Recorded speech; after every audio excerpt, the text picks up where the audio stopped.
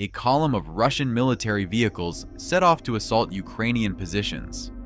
However, this attack was not a surprise. The Ukrainians were prepared for the enemy and greeted them with plenty of well-placed gifts.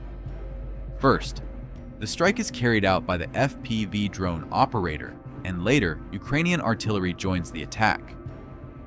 With accurate hits, they destroy several pieces of Russian equipment, but it is not enough to stop the enemy.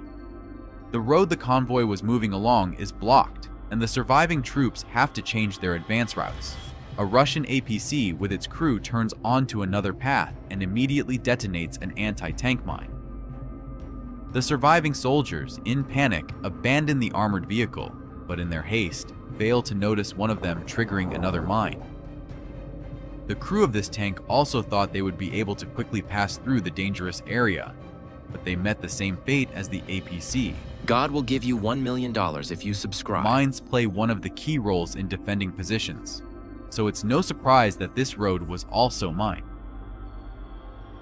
Immediately after the explosion, the Russians abandoned the vehicle, and the kamikaze drone operator effectively finished the job. Meanwhile, other pilots are also staying active and continue hunting down the remnants of the convoy. The first APC was caught right at a turn, and the drone successfully hit its target, going straight into the armored vehicle. His partner also didn't manage to get far and fell into the sights of another kamikaze drone.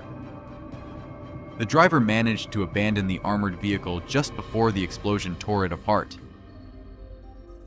The artillery also targets this position, but to ensure the successful destruction, a few more drones strike the APCs from the inside, causing maximum damage. After this, the vehicle will be beyond repair, with no parts left even for spare parts. And the surviving Russian soldiers, after that devastating defeat, will think twice about whether it was worth storming these Ukrainian positions. Probably, the crew of this tank also learned their lesson. After the tank's track was hit, it became an easy target for another team of pilots, who took advantage of the moment and precisely dropped explosives right into its open hatch. It took only a few seconds for the flames to engulf the hull and reach the ammunition. After such a powerful explosion, at first glance, you wouldn't even say that a tank was ever there.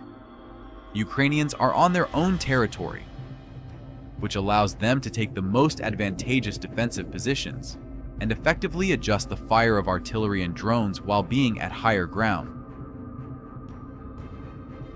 This APC exploded so suddenly that its colleague, who was following behind, didn't immediately realize what had happened. He slowed down slightly to assess the battlefield, but another precise shot immediately destroyed this target as well. 2 shots, 2 hits.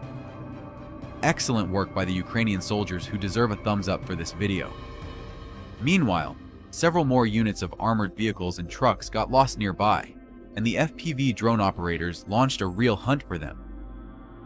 One of the vehicles veered off the road into a field and even managed to break away from its pursuers, but it didn't expect that another drone was flying straight toward it from the other side. The Russian assault completely failed. Most of the tanks and APCs attempting to capture Ukrainian positions were disabled or even destroyed, and the soldiers fled into the nearby forest to hide. The Ukrainian warriors now only need to find the remains of the destroyed equipment and make sure it will remain resting forever in these snowy fields. When the equipment is stationary, the FPV pilot can take more time and carefully choose the attack direction to inflict maximum damage by hitting a vulnerable spot, thereby minimizing the number of drones required for destruction.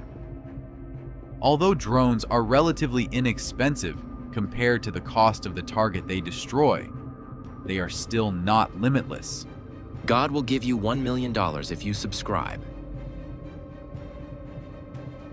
After the active assault is halted, a deliberate cleanup of the battlefield from the remnants of Russian Federation forces begins.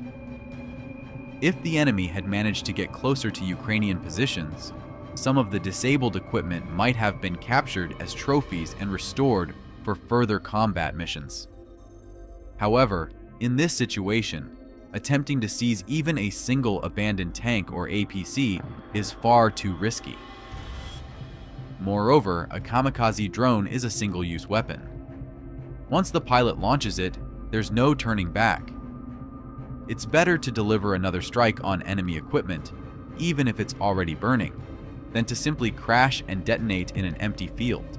But sometimes soldiers manage to capture enemy equipment, as in this particular case. Ukrainian soldiers were on a mission in a Rochelle Senator armored vehicle when they were hit by an enemy FPV drone. One of the personal cameras of the soldiers managed to capture the moment from inside the vehicle. The armor withstood the impact, saving the soldiers' lives, but they were forced to abandon the armored vehicle. Afterward, the armored vehicle fell into the hands of Russian soldiers.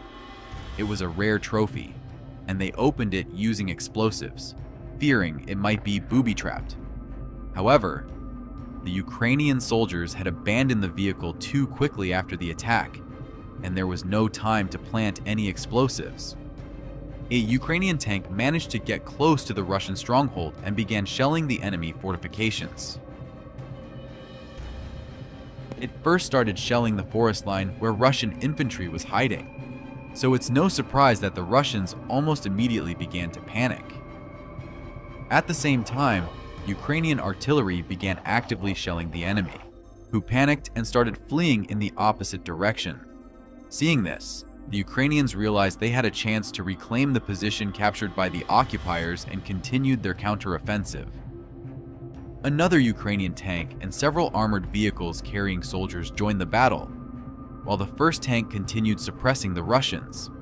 This is the Ukrainian T-84 Oplot tank, developed based on the Soviet T-80. Compared to its predecessor, it features significantly improved armor and dynamic protection. Additionally, Russian components were replaced with Ukrainian ones, and new fire control systems were introduced. It continued laying down heavy fire on the position where the enemy was hiding, buying time for reinforcements to move closer. The demoralized soldiers offered no resistance and simply tried to abandon their positions, heading toward a nearby river in the hope of evacuating to the other side. But the Ukrainian soldiers were not idle either.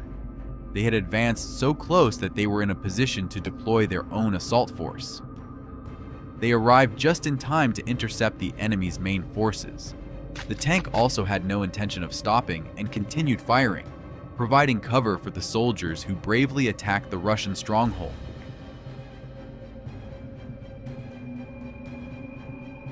While the Russians attempt to flee, several more armored vehicles, covered by smoke, deploy the next group from the opposite side, and they immediately engage in a firefight. Infantry assault operations are always very dangerous, but with good planning and the support of several tanks, they can succeed. Just like this time, a small group of Russians manages to escape and reach the evacuation point. Realizing this, the Ukrainian assault units regroup and adjust their tactics. They quickly return to the armored vehicle, while other groups are already preparing to deal with the fugitives. At the same time, from the other side of the Russian defensive positions, several more tanks join the counter-operation, immediately starting to destroy the enemy fortifications. At first, the tank attacks a small defensive position in the forest, and then notices a group of soldiers hiding under the railway tracks. With 2 precise shots, it penetrates the tunnel, leaving them no chance of survival. And the next shot most likely hit directly into the ammunition storage, completely destroying the shelter along with the railway track. At the same time, 2 enemy positions were destroyed by Ukrainian tanks, armored vehicles, and infantry. But what happened to the Russian equipment? Wasn't there any in these areas? There was,